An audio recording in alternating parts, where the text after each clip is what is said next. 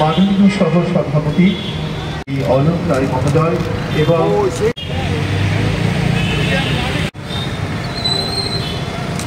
মধ্য দিয়ে শ্রদ্ধা নিবেদন করছেন আগরতলা পৌর নিগম শ্রদ্ধা। এবারে ঋষভ অলোক রায় মহোদয়কে আমরা বরণ করে নিলাম ঋষভ পড়িয়ে।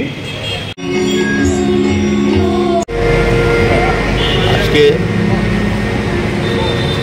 বিদ্যার যিনি সাগর, ঈশ্বরচন্দ্র বিদ্যাসাগর, ওনার জন্মদিন।